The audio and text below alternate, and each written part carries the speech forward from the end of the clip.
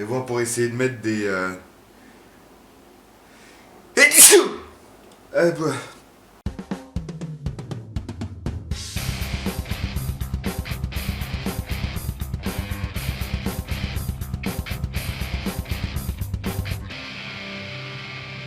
Salut tout le monde et bienvenue dans ce nouvel épisode de la Tactistène, et aujourd'hui on va parler des rails. Je vais vous montrer rapidement les rails que j'ai installés, comment je les ai installés, pourquoi je les ai installés. De toute façon, quand vous en êtes là, vous voyez déjà plus ou moins ce que j'ai fait, mais je vais quand même vous détailler un petit peu certaines choses.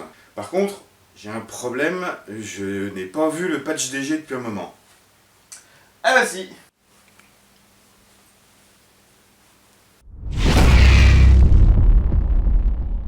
Destockage Games. Donc, pour rappel, cette vidéo est sponsorisée par Destockage Games et je les remercie bien chaleureusement, comme toujours, pour leur soutien. Et on est parti pour le bricolage. Donc, premier petit rail que je vais installer. Là, bon, il faut que je mette juste un petit coup de peinture dessus. C'est un simple petit rail en impression 3D.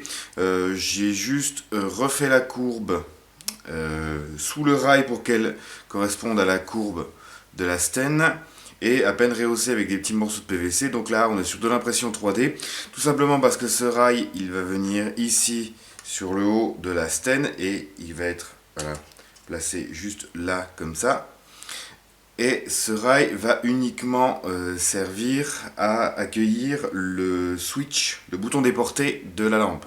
Pas besoin d'un gros rail en métal, pas besoin que ça supporte beaucoup de poids, ce sera juste vraiment pour venir fixer le switch et venir l'actionner avec le pouce. Donc là j'ai repéré mes perçages à faire, donc je perce, je taraude et on voit ce que ça donne. Mes deux trous sont percés, taraudés et légèrement fraisés. Mes deux vis, mon rail, et normalement je ne suis pas chié dans mes perçages, ce qui n'arrive absolument jamais. Ça devrait y aller tout seul. Bon, ça a l'air à peu près droit.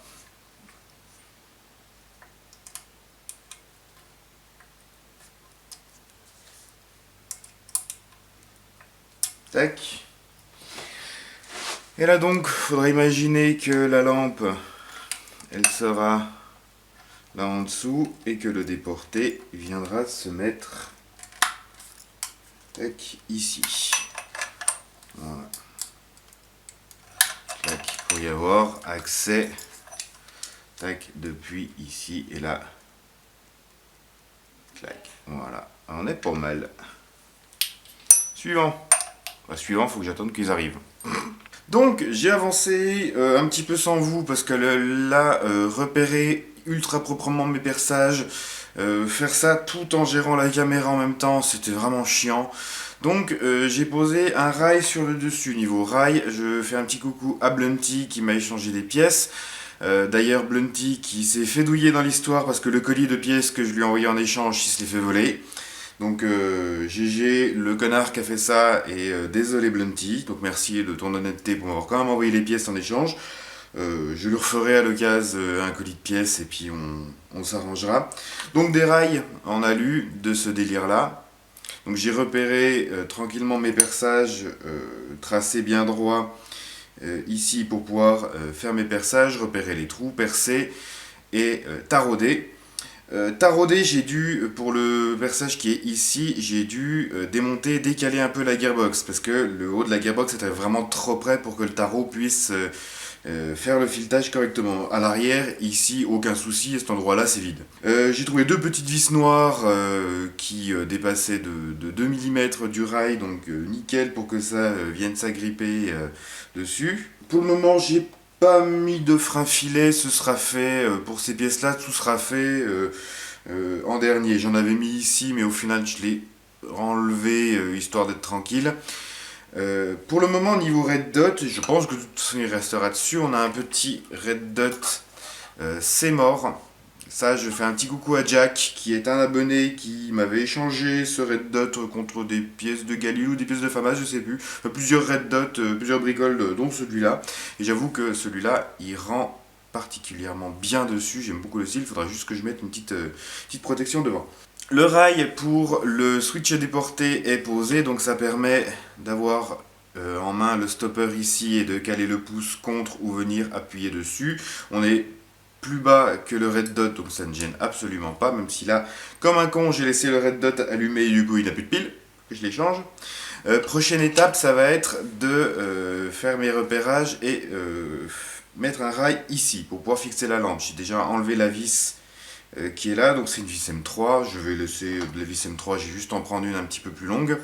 Et je vais prendre un autre rail. Je vais prendre celui-là qui ira très bien et je vais juste, là j'ai repéré ma découpe, je vais juste le couper, qu'il vienne à peu près là et que ce soit qui dépasse pas en fait, qui vienne à peu près aux 2/3 du garde-main ici, que je puisse venir mettre ma lampe ici. Donc ça pareil, je fais, là j'ai plus que juste un perçage à faire, un taraudage en M3. Je vais repérer à mi-chemin ici à peu près, je ferai le perçage dans le rail je vais pas m'emmerder, je vais percer à 3, la vis passera direct dedans et on viendra se fixer là-dedans. On mettra peut-être, vu que c'est fin là, on mettra peut-être un petit écrou derrière, on verra. Donc on va finir ça, je vais finir ça avec vous. Donc j'ai préparé mon rail que j'ai recoupé, repeint un petit coup au bout. Mes vis, donc j'en ai juste modifié légèrement une petite vis M3 pour qu'elle aille au niveau du rail et qu'elle corresponde en longueur. Là j'en ai trouvé une petite noire, ça ira très bien. De toute façon, clairement, à la fin, avant la fin du projet, il faudra quasiment tout redémonter en fait et puis harmoniser un peu les vis, harmoniser un peu la peinture, harmoniser un peu tout. Donc là on va juste tarauder, j'ai fait mon perçage ici, on va juste le tarauder donc en M3, tac, un petit peu de gras, un petit peu d'huile parce qu'on taraude quand même de l'acier.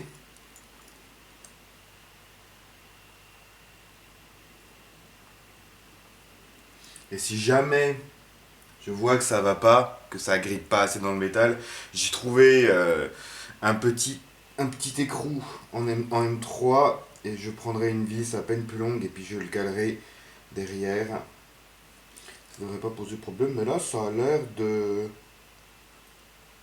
l'air de gripper pour le moment, ça a l'air de prendre. J'ai mon porte-tarot qui se dessert. Ma foi. Bon bah.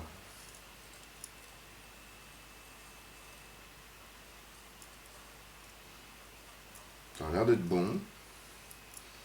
Ça a l'air d'être bon. On va retirer doucement.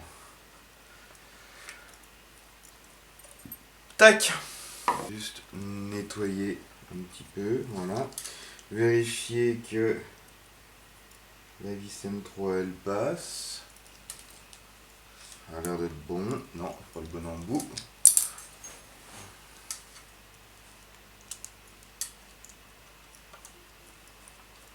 Bon, nickel. Ben, super. Le seul truc que j'ai à faire ici, c'est ajouter une petite rondelle à cet endroit-là, parce que sinon la tête de la vis, elle passe directement à travers le trou. Donc ça va, fort bien. Donc ça ici, dans le perçage déjà existant, on remplace la vis en fait qui était là. Normalement la longueur, c'est bon. Ma vis, elle descend là, et il me refaut.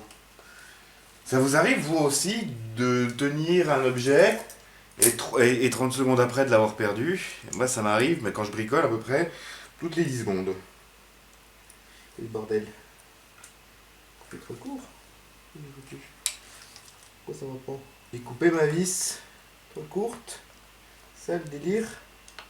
Vous allez me dire? Ouais, je crois que c'est ça. Oh, bordel. Normalement, cette fois, c'est bon. Je vais avoir une vis qui correspond à peu près au niveau de la taille. Yes. C'est bon. Elle passe tout pile entre les dents des rails.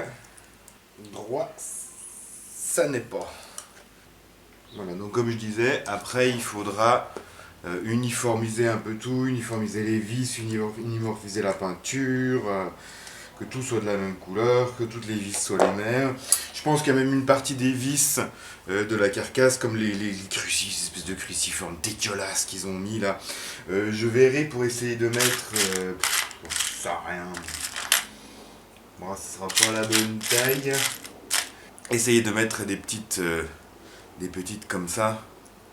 Ce sera un peu plus joli. Essayer de faire ça un peu plus moderne parce que ça fait ces crucis dégueulasses, ça fait vraiment un peu cheap quoi. Donc mon dernier rail, tac, il est posé. Ding dong.